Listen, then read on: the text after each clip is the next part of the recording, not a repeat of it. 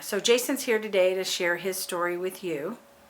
And so I'm going to turn over the mic to him. Okay, And I'll take that. I'm Jason Toscano, and I stumbled on Live Love Foundation of Salvation with Eon, Brother Eon, at a get-together we had in Rosarito, actually. We're from Calvary Chapel, Rosarito, and we were at a birthday party, and he came in to pick up his wife, and my buddy Ted, Pastor Ted, introduced me to him for like 5 seconds. And next thing you know, the following week, I saw him out here at Metro PCS. We had the same story that we weren't going to, that we hadn't paid our phone bills the day before. And I never pay it at Metro PCS in the stores. I usually pay it online.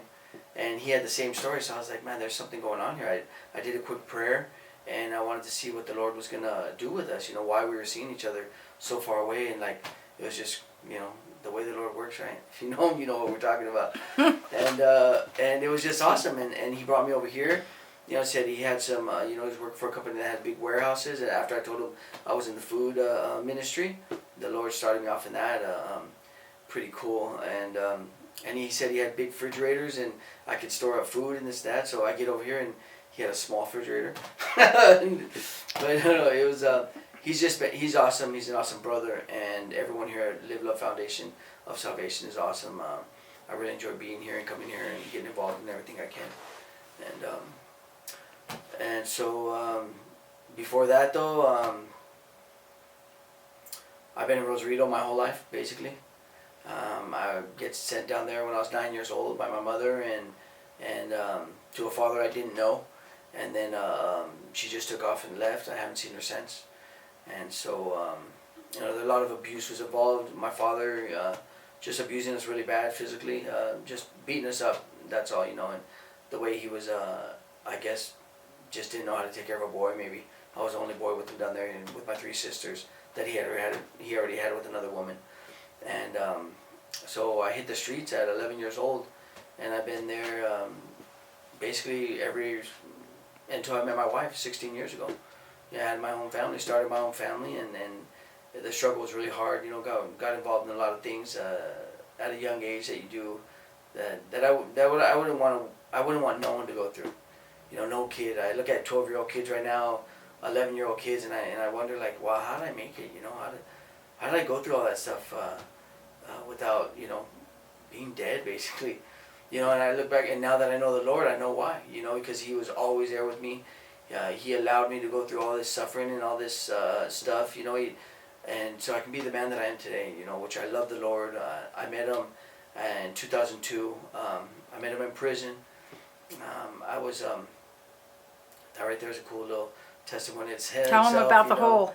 Yeah, and so... That's it right there. I was in prison. I was in and out of prison actually for a few years, and then this last time I had gotten 3 years, and... So I was there and I was just, fighting a lot in there and just surviving, and this skinhead comes up to me, big skinhead. This guy was huge, and he calls me over, hey, Toscano, come here. And he tells me, man, I was just like you back in the days, and I've been here for 16 years, he said. I haven't been able to get out, and I only came here to do 2 years. And I didn't really get it right then, I didn't know what he was talking about, but then he gave me the Bible. He goes, man, you need to slow down here, read this right here. And he gave me, it was on Hebrews 11, talking about people walking in faith. And it talked to me, and I was, I got captivated by it, I loved it. And the Spirit was talking to me. I didn't know what it was though. And I went back up to him and I was like, hey man, what is all this? I wanted to know. And he took me to a cell. We sat on his bed and he explained it to me. He explained it to me what was going on. And then, so like, the next day I got jumped by some other skinheads for just being with them, because I was pure white or whatever, and I ended up in the hole. I ended up in the hole after this fight, and the guards got us and beat us down, and we ended up in the hole. And then that's when the pastor was going by. And it's all the Lord, the Lord did all this stuff and much more, but the pastor was coming by, and I was kind of mad for being in the hole, so I didn't really remember about that beautiful message that I got out of that Bible. And the first time I picked it up, first time anyone ever talked to me about the Lord, And so while I was in there, the pastor just going by, and I was kind of blowing him off. And then just one day I said, you know, hey, well, what's going on? You know, who are you? What are you all about? And he told me, and he started giving me scriptures, gave me a Bible, and then he told me about Jesus. And after learning about Jesus for a couple of days, you know, he finally said, man, you can be saved right there in the hole. And I looked at him like, what are you talking about? You know, and where's he gonna come from? You know, waiting for someone to come in my cell. But he saved me right there. He told me the words. I repeated them, and I got saved. And then after that, I started reading the Bible more, and I was putting scripture all over the cell. And it was something amazing to me, you know, first love, you know, like a true love, and something that was changing my life. And I got out of prison, and I didn't have nowhere to go, you know, so I didn't know if I was going to be on the streets, or because they were saying about my parole, you know, and I didn't know how to, just didn't know no one in the States. And so I wanted to go back to Mexico. And when I was talking to my CO, he said, no, you can't go back down to Mexico, you know, so we're going to put you in a convict hotel, basically, he called it, and with all these other convicts. And I get in there, and that night, you know, everyone's getting high and stuff, and I'm still in my prison clothes. I got my blue jacket, white shirt, blue jeans, karate shoes, the flip-flop Bruce Lee shoes, and my $200 gate money, you know, and so I figured I'd go out later on and buy some clothes and some shoes and stuff, but because these guys were getting high, I just wanted to leave, you know. I didn't want the parole officer to come back, and I didn't want to go back to prison, violate, so I left that place. When I was leaving the door, the security guard said, he said, you know, I can't stop you from going out, but I'm not going to let you back in. We got to call your parole officer if you decide to leave, and it's going to be a violation of your probation. You know, you might go back to prison. And so I didn't care, you know. I wanted to get out of there. I was deciding to go back and just jump parole, go to Mexico anyways, and have someone, you know, get a friend, a lawyer friend or something, and have them make me a death certificate. And just that was my illuminating plan, you know, and a death certificate, and have them send it to the States, and just, you know, no more Jason, no more parole, no more nothing, you know. So I'm walking down J Street, downtown San Diego, and the Lord had me go right by the rescue mission, and as I'm going down J Street to go to the trolley, all these people are wrapped around the building, you know, waiting to get something, and so I go in front of the line, and I look in, and I'm like, hey man, there's a guy at the front desk, his name was David, and I said, hey man, what's going on here, you know, can I get some food or some clothes? And he's like, no, but when'd you get out? And I was like, yesterday. And he goes, okay, well, just stay in line and we'll help you out. And I looked at the line, and I was like, no, I can't wait. So I was walking away, and he comes out, and he's like, hey man, what's going on? Where you going? And so I told him my brilliant story and what I was going to do.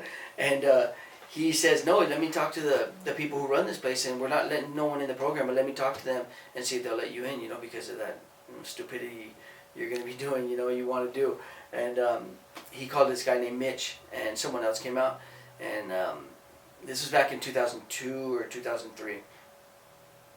And so they came out, and I told them my story, and they said, no, dude, you know, you're not doing that, come on in here, you know. And it was a Christian program, so I went in there, and I did the whole program in a year.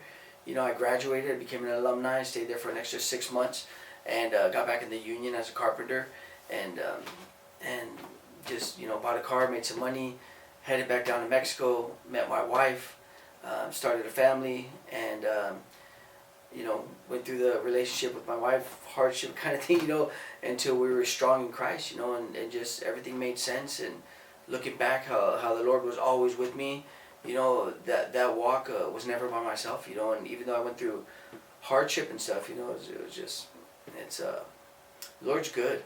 The Lord's real good, you know. And in the rescue mission, one day there was this point where I put my stay at risk, you know, and I was almost gonna get kicked out because I wanted to help someone. I was at the warehouse, and they were throwing away so much stuff, you know, because they were just overwhelmed with the stuff that they had, you know, whatever it was, and they were throwing everything in the C-bins. And this guy came in with the car, and he was the truck went out, and these guys came in through these gates that no one was supposed to come in, you know. It was only the workers. And so this guy comes up, and he parks right there, and I was out there throwing something away or doing something out there. And this was in Highland or something, or where was this? 5150 University, somewhere out there, where they had this warehouse. And I started helping this guy out, going in the bin right there, because everything's good, and I was just pulling it out, filling up his car, helping them out, loading things up. It was this Mexican family, and the security guards came up on me, and the person who was running the place, and they're like, Jason, you can't be doing this. This is a violation. You're gonna get kicked out. And I didn't even think about my parole, going back to prison. Didn't care about none of that stuff. I just wanted to help this guy out. And so the security guard, after I helped him out, they weren't trying to manhandle me or nothing, but they were like, dude, after you're done, you're gonna leave. And so sure enough, they got me. They put me in a car, took me back to the mission, and they took me right to my room. I got all my stuff, and I'm getting escorted to the doors. And I told them, why don't you go tell the people who run this place what you're doing, because you haven't told no one. You just got me and you're just throwing me out, And if I would have left, yeah, I would have violated and probably went back to prison, and or just didn't have nowhere to go, So they went up and got someone, and they came down, and I told them my story and what I did, and they're like, no, you're not getting kicked out for that, So they put me with this guy named Edwin LeCoux. He was a counselor there / psychologist, and they just wanted to know me more on a one-on-one, like why was I putting myself at risk to get kicked out when and I'm on parole and all this stuff, and so after I got up with him, Edwin, he just started helping me out and figuring out. I told him all about my life, and they kind of thought that something was wrong, like I was bottling something up, and because it's a tragic situation. A lot of the things I went through, and a lot of the things I went through, and so he just started putting me in these other programs, and I got to this program called Read San Diego, because I never went to school. I didn't know how to read too good, so they got me in that. I got my GED. I started becoming I took some graphic art classes. I became a tutor for graphic arts. I started getting in, just helping other people out and lifting other brothers out that wanted to leave the program, that were struggling hard, and they were just, they're just struggling, and it was just cool to always be helping someone out, lifting someone up, and getting them away from that madness, and just focusing them on Jesus and the Bible and stuff, and doing scriptures with them, and he was using me as a spokesperson for people who were donating money to the program. They come in bulk, and I just get in there and just tell my testimony and give them, just talk. What else can you do? It was a hard life and stuff, but looking back, the Lord, He always had me, He just always had me, There was a couple of situations where I was literally close to death a whole bunch of different times, and I mean, I was going fast in a convertible Volkswagen one time with no seatbelt in Rosarito, coming from Ensenada, and something happened. The tire popped. I lost control and flew off that bridge and landed in the ocean, and nothing happened to me. It's a convertible. The convertible was down, and I mean, not to have no seatbelt, and my buddies actually, I grew up there, so I knew everyone. They were surfing there, and they were right there.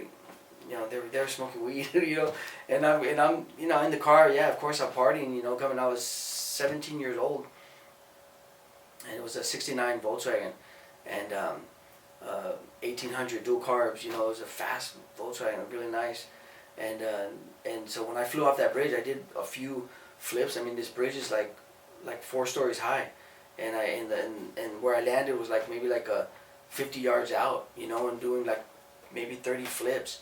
And I didn't even fly out the car, and I landed in this one area where it was all rocked up, and it was low tide, so I mean, it was, luckily the water, it was kind of full, and it was just this one area where the car barely fit, and my buddies they heard it coming from after the bridge, all this stuff, and I saw them later, a couple weeks later, and they told me, dude, Jason, I can't believe that, and they said they heard the sounds, and then all of a sudden I rip out the bridge, and I'm up in there flying, and one of them came up to me, and they ran in that area where I was, and they pulled me out that water. I couldn't get out. I was at the rock area at the edge of the ocean right there, and I was trying to climb that wall, and I couldn't. So he reached down and got me, and literally I remember that day like it was yesterday. I mean, I only saw a floating arm. I didn't even see his body.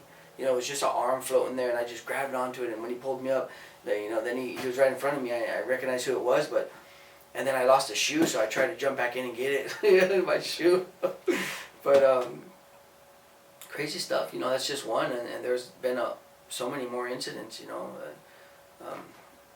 so many more. I've been shot at, knives pulled on me and stuff, and just, the Lord was always with me and helping me out, And then like I look at it like, I told my wife one time, I was like, her name's Nancy, my beautiful wife.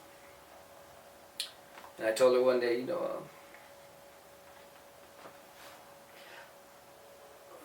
the Lord never took nothing away from me. He was always there, but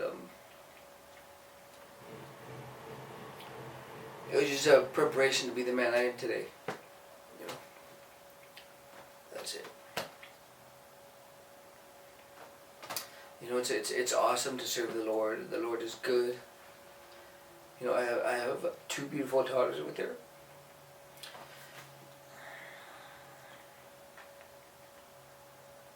But I love and appreciate everyone that's in my life right now.